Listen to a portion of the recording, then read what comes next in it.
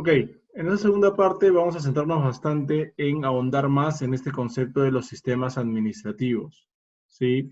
Eh, que es algo que ya hemos adelantado la clase pasada, pero como tenemos un caso práctico vinculado con eso y un documento, me gustaría ver algunos conceptos sí, pero no ahondar un poquito más en los sistemas administrativos para que ustedes puedan tener mayor facilidad al momento de resolver el caso práctico, ¿sí? La finalidad de los casos prácticos en realidad como herramienta docente, pedagógica, es, digamos, medir la capacidad de ustedes para trasladar la teoría que vertimos en las clases con su capacidad de aplicarlo a una situación concreta, ¿no? Entonces, más aún si es con la coyuntura actual que estamos viviendo y la que comentamos en las clases. Entonces, bueno, tenemos una constitución que es muy importante saber que es la piedra, digamos, angular bajo la cual se va a llevar a cabo la gestión pública, ¿no? Se constituyen unos límites a lo que se puede hacer las autoridades, por ejemplo, incluso en este contexto, por más que las autoridades, las entidades públicas deseen satisfacer necesidades colectivas, sobre todo en salud, seguridad que puedan tener la población, siempre es importante considerar que deben manejar ciertos límites, ¿no? Y esos límites están en los derechos fundamentales de los ciudadanos, ¿sí? Es un concepto un tanto legal, pero que es muy importante manejarlo porque todo lo que se haga en la gestión pública, por más bien intencionada que sea, debe cautelar estos derechos, ¿no? Se configura una suerte de límites a los objetivos que debe cumplir la gestión pública. La Constitución es la del 93, año 93, se establecen las reglas generales que regulan la actividad del Estado y también de los particulares sobre la base de principios generales, ¿no? O sea, se tiene justamente algunas pautas generales para asegurar un adecuado funcionamiento. En el artículo 43 de la Constitución, en la que se habla de la estructura del Estado, se establece que el Estado es uno indivisible, la República es democrática, social, independiente y soberana, y que el gobierno es, ¿no? Representativo, unitario y descentralizado sobre la base de una división de poderes, ¿no? Es muy importante considerar que la división de poderes clásica habla del poder judicial, legislativo y el ejecutivo. Si lo vemos de esa manera, como lo vamos a ver a continuación, el corazón propiamente dicho de la gestión pública radica en el poder ejecutivo, ¿sí? Los otros poderes pueden hacer gestión pública, es más, lo hacen, pero van a hacerlo en menor grado, ¿no? Y también tenemos a los órganos constitucionalmente autónomos. Ellos también hacen gestión pública, pero desde el punto de vista que hemos estado hablando de gestión pública, como este mecanismo de lograr objetivos que impacten el bienestar de los ciudadanos, pues el poder legislativo y judicial no, digamos, no tienen justamente ese norte básico en su actividad cotidiana, digamos, lo ven, pero lo ven de manera mucho más indirecta, ¿sí? Tendría que tenerlo en cuenta así, pero quien va a aterrizar esa gestión justamente es el Ejecutivo y, bueno, la parte administrativa quizá de esas entidades, pero digamos, a lo que quiero llegar es que es un aspecto más residual que central en ese aspecto, ¿no?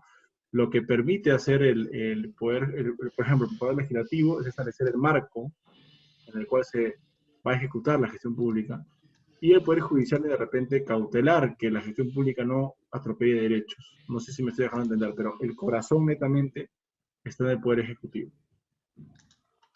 Sí, ahorita vamos a entrar justamente a esa materia. ¿No? Entonces tenemos esta clásica definición, estoy haciendo un mini organigrama, como entenderán, del Estado. Creo que la clase pasada yo pensaba que era 3.000, lo bajaron a 2.000, al final terminamos con 4.000. Bueno, independientemente de cuántos sean exactamente, hablamos que hay una gran cantidad, ¿no? Por favor, les voy a pedir desactivar sus micrófonos, se los voy a robar. Eh, estamos hablando de una gran cantidad de entidades públicas que requieren un gran nivel de coordinación. Entonces, como les decía, en el Poder Ejecutivo es donde más se centra ese tema, ¿sí? También hay un alto nivel de gestión pública, obviamente, en el gobierno regional y local, ¿sí? Pero se va a dar siempre esta gestión pública de acuerdo a los cánones, a las pautas de interpretación, a los criterios que establece el gobierno nacional en estas materias, ¿no? Entonces, sí es muy importante que centremos eso y que la esencia digamos, de la gestión pública se encuentra justamente en el Poder Ejecutivo, ¿no? En el corazón del Estado peruano, como lo entendemos. Entonces, a ver, ¿cuál es el papel del Poder Legislativo? Justo lo que les comentaba, ¿no? Tiene entre sus atribuciones dar leyes y resoluciones legislativas, aprobar el presupuesto cuenta general y velar por el respeto de la Constitución y las leyes. Por ejemplo, las leyes, ¿sí? Y eso es algo que quizás nos va a invitar a lo que vamos a ver en el segundo módulo. Las leyes vendrían a ayudar a definir este concepto que les adelanté la clase pasada y que se vincula con el planeamiento estratégico, que es lo que vamos a ver a partir del módulo 2. Justamente determina el escenario en el cual se definen las políticas públicas. ¿Sí? Este es un concepto importante. Las políticas públicas, repito, establecen el qué se va a hacer. ¿Qué va a ser un país? ¿Hacia dónde se dirige? ¿No? ¿Qué? ¿Qué hago? ¿Cuál es mi prioridad? ¿Cuál es mi línea de acción? ¿Cuál es mi decisión a alto nivel? Y eso muchas veces se parte por una ley. Una ley muchas veces tiene esa particularidad porque justamente obliga a las entidades públicas sobre la base de la Constitución. Entonces, por ahí se podría decir que hay una vinculación, sí. Después, ¿dónde tiene un papel importante? Y solo quisiera manejar un par de ejemplos para que usted entienda la idea. ¿Dónde tiene un papel muy importante el Poder Legislativo en lo concerniente a la gestión pública? Pues justamente en la aprobación del presupuesto público, ¿sí?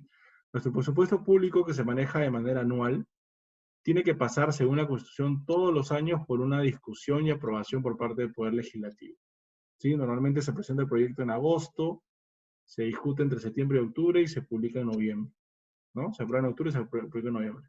Entonces hay un proceso de negociación, un tira y afloja, una puja, una negociación saludable dentro del ámbito democrático entre la propuesta de presupuesto del Poder Ejecutivo y la aprobación por parte del Poder Legislativo. Esta situación, debido al contexto particularísimo que tuvimos el año pasado, no se dio.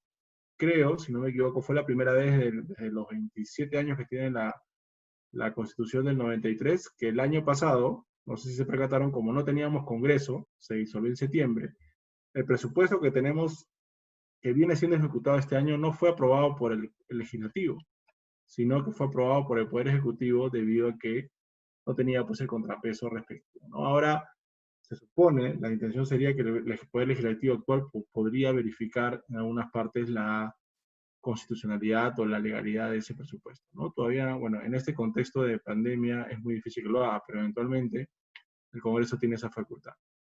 Entonces, más allá de eso, el Poder Legislativo tiene una participación netamente política en la actividad, digamos, social, económica y de gestión de nuestro país, ¿no? Tiene unas pautas, ahí tiene unos contrapesos también a las autoridades del Ejecutivo, y también sirve para verificar que hagan adecuadamente sus funciones, y lo ideal es que no se entorpezca como muchas veces se llegó a esas situaciones en los últimos años, ¿no?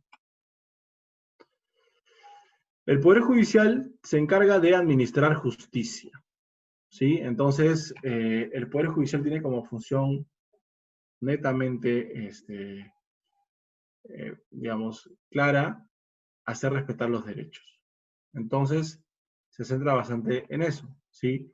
En verificar, por ejemplo, cuál es su relación con la gestión pública, que justamente se cumplan, ¿no? Se respeten las leyes, se respeten los derechos fundamentales, que el Poder Ejecutivo al realizar gestión pública no atropelle derechos, no cometa actos de corrupción. O sea, hay una vinculación, pero en el sentido de garante, de protección, de brindar justamente esa seguridad. ¿Ok? Pero ojo, antes de pasar al Ejecutivo, que como le digo en la parte central, hay una precisión que quiero hacer. No quisiera que quedara, digamos, se quedara a medias esta idea. No estoy diciendo que no exista gestión pública en el Poder Legislativo ni en el Poder Judicial. Claro que la hay, ¿sí?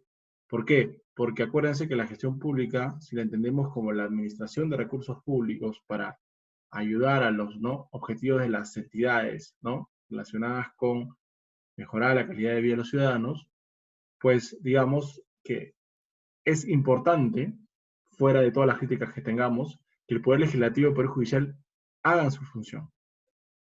Entonces, desde el momento en que estas entidades administran recursos públicos, ¿sí?, para satisfacer, ¿no?, digamos, la necesidad de la sociedad sobre la base de asegurar un adecuado funcionamiento de su parte, sí requieren implementar medidas vinculadas con la gestión pública. Por ejemplo, sí tendrían que implementar, obviamente de manera distinta a las demás entidades, planeamiento estratégico, manejan su propio presupuesto, realizan sus contrataciones, que a veces escuchamos que son cuestionadas, ¿no? Tienen un sistema de control, aunque se dice que es particular, y recursos humanos. O sea, en principio tienen ciertas pautas, pero son bien particulares, bien ajustadas a su naturaleza, ¿sí? Igual el Poder Judicial, cuando requiere comprar insumos, computadoras, ¿no? Insumos para realizar sus funciones, también tiene que recurrir a mecanismos de gestión.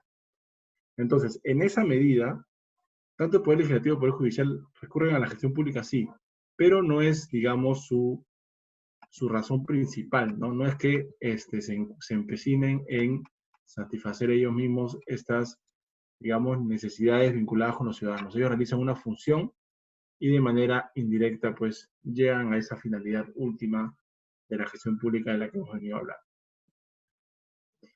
Entonces, eso es tanto el Poder Legislativo como el Judicial. El Ejecutivo, sí, justamente les decía, tiene como función principal, ¿no?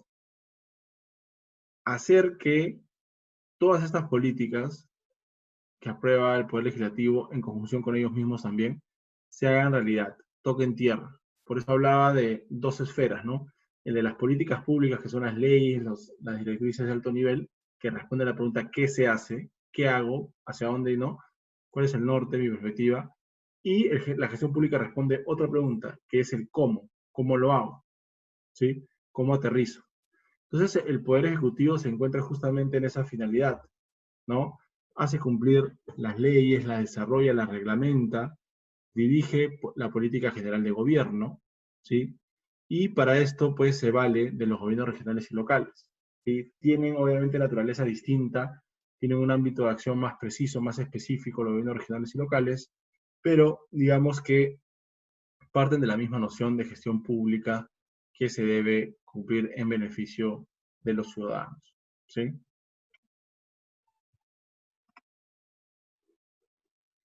Entonces acá hay un pequeño desagregado de cómo está conformado la presidencia de no, el Poder Ejecutivo, ¿no? Parte de la cabeza de la presidencia de la República, tiene su Consejo de Ministros, luego los ministerios, hay comisiones interministeriales, después tenemos la diversidad de organismos públicos, comisiones, programas y proyectos especiales, las entidades administradoras intangibles de seguridad social y las empresas de propiedad del Estado. Ese es un organigrama sencillo, pero de ahí vamos a ver, se entiende que hay diversos, ¿no?, organismos públicos y diversos ministerios, ¿sí? Pero esta es una foto general del Poder Ejecutivo. A ver, señores, para ir tanteando la participación, para no tener que hablar yo solo toda esta clase, que además va a ser corta. A ver, ¿quién me puede decir cuántos ministerios tenemos y cuáles son? A ver, ¿quién tiene, sin recurrir a Google, tienen ese dato en la cabeza o no?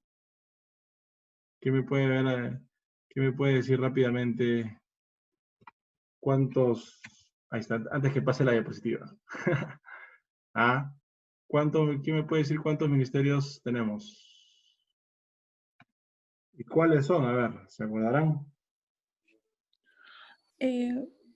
Sí, Profesor, sí. Ministerio de Agricultura, Ministerio de Energía y Minas, Ministerio de Educación, Ministerio de Economía y Finanzas, Ministerio de Defensa, Ministerio de Comercio Exterior y Turismo, Ministerio del Interior, son algunos de ellos.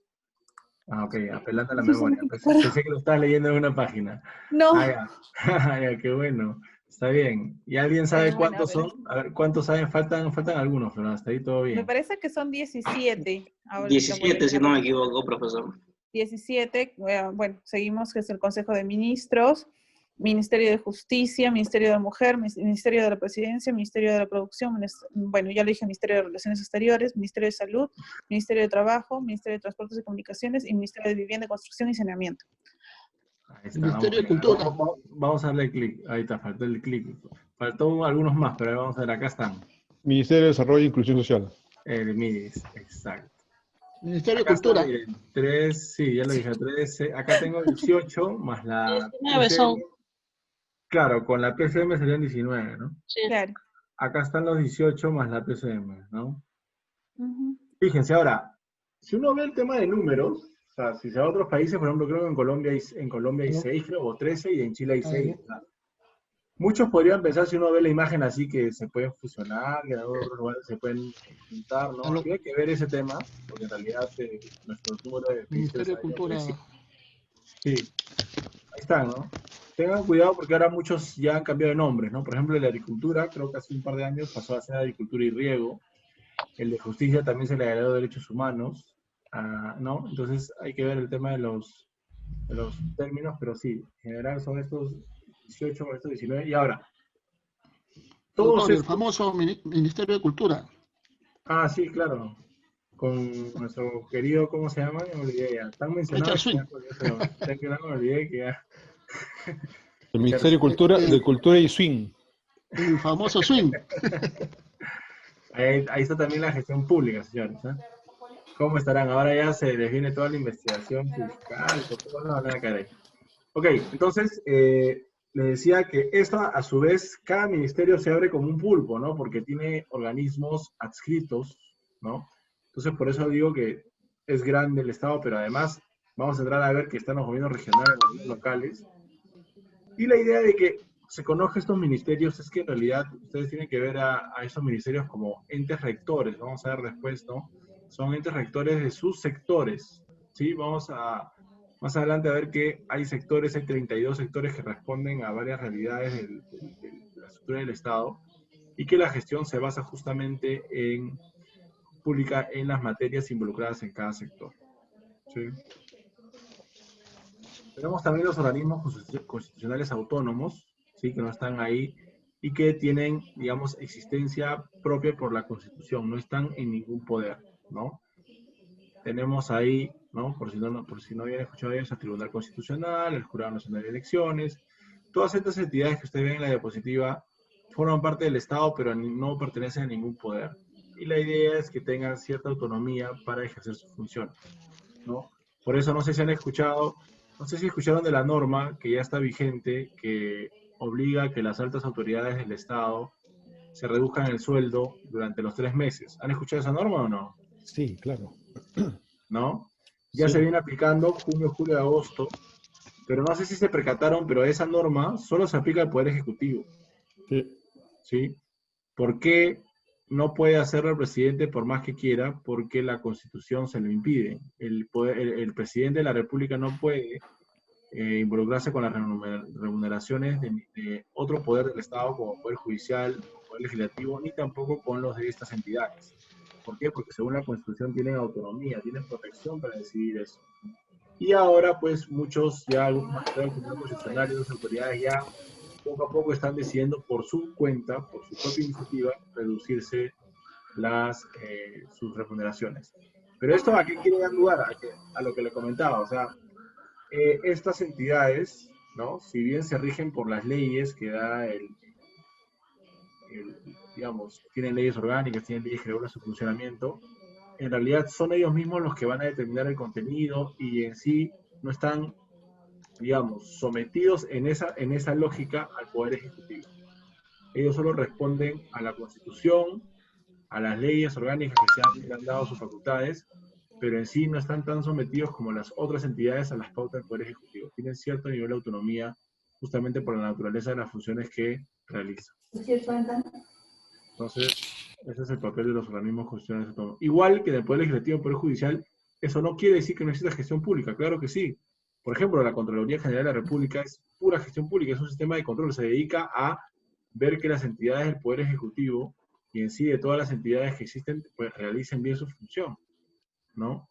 La Defensoría del Pueblo también tiene una instancia que tiene una escotilla de servicios públicos, de gestión pública que también ve el tema, Tribunal Constitucional también, ¿no? Por ejemplo, no sé si han escuchado esta sentencia que recién acaban de publicar el Tribunal Constitucional que declara el estado de cosas institucional respecto al hacinamiento de los establecimientos penitenciarios, de los penales, ¿no? Pues ahí, bueno, uno podría cuestionar que el Tribunal Constitucional en sí su función es hacer respetar la Constitución. Entonces, por ahí hay posiciones que dicen, solamente debería haber los casos. Pero acá lo que ha hecho este tribunal, en esta sentencia, ha declarado este estado de cosas inconstitucional y ha ordenado al INPE, al Ministerio de Justicia y a diversas otras entidades que le den una solución. O sea, prácticamente asume una función mediante la cual, pues, tiene una incidencia directa en la gestión pública porque busca mejorar la situación de los enredos, ¿no? Y todas las contingencias que esto puede traer a colación. Entonces, también es un tema interesante, a ver si nos da tiempo y vamos viendo cómo la mejor forma buscarles estos casos, quizás para que puedan ustedes ir enfocando de mejor manera cuál es la perspectiva de gestión pública, ¿no? Diferenciarla de una netamente legal, ¿no? Se lo estamos haciendo abogados, o sea, hay que trascender esa, o de una estrictamente técnica, hay que tratar de verlo de manera multidisciplinaria. Sí, a ver, voy a seguir avanzando, no quiero extralimitarme en el tiempo. Entonces, los gobiernos regionales en realidad tienen la misma naturaleza del Poder Ejecutivo, pero siempre sometido a su jurisdicción. Y algo que es muy importante destacar aquí, que muchas veces entrampa la gestión pública, es que los gobiernos regionales en algunos casos y los locales también consideran que son independientes de lo que establece el Poder Ejecutivo. Y ahí sí se equivocan, ¿no? Porque los gobiernos regionales y locales tienen autonomía, sí, en su previsión, sí, pero sobre la base de la política general de gobierno y las leyes que regulan su funcionamiento. O sea, las ordenanzas que ellos emiten, regionales o locales, sus micrófonos, por favor, le voy a agradecer que lo desactiven. Las ordenanzas regionales y locales que ellos implementan tienen que estar sobre el marco que establece la Constitución, obviamente, y las leyes también, la política general de gobierno. No pueden contradecirlas ni excederlas. Los gobiernos locales igual. Y bueno, con la idea que quería terminar y justamente que tiene que ver con el caso práctico que tienen que resolver, es el tema de los sistemas, ¿no? Ya hemos hablado bastante de los sistemas administrativos en la presentación anterior, pero siempre es bueno reforzarlo porque en verdad los sistemas administrativos son un concepto clave en la gestión pública, ¿sí? Los sistemas en realidad, como lo define acá la Ley Orgánica del Poder Ejecutivo, que es una norma importante que poco a poco les pediría también que vayan revisándolas, en la Ley 29158. Y aquí definen a los sistemas, ¿no? Como ven ahí, conjunto de principios, normas, procedimientos, mediante los cuales se organizan las actividades de la administración pública. Es una herramienta netamente de gestión pública. Entonces, en el concepto de sistema tenemos un papel importante que son los entes rectores, ¿sí? En un sistema siempre se necesita, como se maneja, ya sea una materia que se aplica a todas las entidades, como soporte operativo, en este caso hablamos de los sistemas administrativos, o una entidad que coordina con las demás para conseguir un objetivo en común, hablamos del sistema funcional que vamos a ver, en ambas figuras, en ambos tipos de sistemas, siempre se requiere un ente rector. Un ente, una entidad que establezca las pautas de cómo se va a realizar la actividad, cómo van a coordinar entre sí las entidades para realizar esa actividad o para conseguir un objetivo en común. Entonces, normalmente es una entidad del Estado, un ministerio, el que es un ente rector de los sistemas, tanto administrativos como funcionales. ¿Sí? A ver, ¿qué es un sistema funcional, no? Entonces, es un conjunto de entidades que se reúnen con la finalidad de lograr un objetivo en común, ¿sí? Hay que diferenciar a los sistemas administrativos que, como lo hemos hablado, se encarga propiamente de, ¿no?, brindar un soporte operativo que va a permitir a ministerios o entidades conseguir sus objetivos. Un sistema funcional es el conjunto de entidades que tienen que trabajar de manera articulada, coherente, para lograr la finalidad última que se quiere conseguir. ¿Sí? Ahora vamos a hacer un pequeño ejercicio y le voy a pedir su participación antes de terminar esta clase y entrar a las actividades. No quisiera terminar sin hacer eso. A ver, imaginémonos que nosotros queremos solucionar la inseguridad ciudadana en el país. ¿Sí? A ver, yo les pregunto, ¿qué entidades deberían trabajar de manera coordinada para solucionar el problema de la inseguridad ciudadana en el país? A ver, ¿qué me dicen? ¿Qué entidades? Ministerio del Interior. Ya, Ministerio del Interior, Municipalidades. obviamente la policía, las municipalidades, el serenazgo. ¿Qué más? En seguridad ciudadana, ¿no? Hablamos de la comisión de delitos, ¿no? ¿Cómo solucionamos ese problema? ¿Cómo apoyamos? O sea, ¿qué entidades deben trabajar de manera conjunta para solucionar el problema? Ya, hablamos de la Ministerio del Interior, los policías, la Policía Nacional de Perú, la Municipalidad de Serenazgo. ¿Qué más? ¿Solo ellos, si ellos trabajan bien, se soluciona ese problema o se necesita que otra entidad también participe? No, entra también los gobiernos regionales también. Claro, hablábamos de los gobiernos regionales, gobiernos locales, perfecto, muy bien. Ministerio de Interior, Policía, ¿qué más? ¿Solo ellos? ¿O aparte se necesitaría el concurso, el apoyo de alguna entidad adicional? Sí, yo creo que El Ministerio Público, doctor. Judicial. Ministerio El Público y Ministerio Poder Público y el Judicial. Poder Judicial. Ok, perfecto. ¿Ahí cerramos o alguien más? ¿Alguien más se une a la fiesta o no? Porque, a ver, ¿cuál es la lógica, no? A ver, corríjame si me equivoco, pero que participe la policía, que participen los gobiernos regionales y locales, es más que todo para establecer estrategias, ¿no? Para detectar y eventualmente, pues, atrapar a los delincuentes o prevenir que cometan delitos, ¿no es así? Entonces ahí actúan tanto el serenazgo, la policía, ¿no? Y detienen a los delincuentes. Ok, ¿de ahí qué sigue? Cuando la policía detiene a un delincuente, ¿qué sigue? ¿Cuál es la cadena? ¿Cómo sigue la cadena? Interviene ¿Qué el hace el Ministerio policía con los Público. delincuentes? El Ministerio Público interviene. Exacto, ¿no? Si es que no los ha soltado antes, ¿no? O se han escapado, Claro. entre comillas. Pero bueno, si todo En sale el, en bien, el, en el si todo sale bien, proceso, pasa a la fiscalía, ¿no es así? ¿El fiscal claro, qué hace con los delincuentes? ¿cómo se llama? Elabora. En un mundo ideal, ¿ah? En un mundo ideal, cuando no hay corrupción, no lo deja salir, no lo deja en libertad. ¿Qué debería hacer si el delito está probado? Los pone a disposición del Poder Judicial. Exacto, los pone a disposición del Poder Judicial, a los jueces penales, digamos, ¿no? Y los jueces penales, nuevamente, en un mundo ideal, ¿no?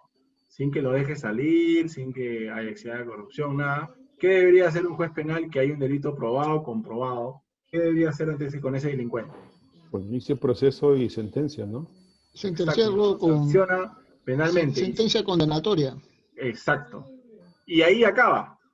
¿Solucionamos el problema o hay algo más? No, entra el INPE.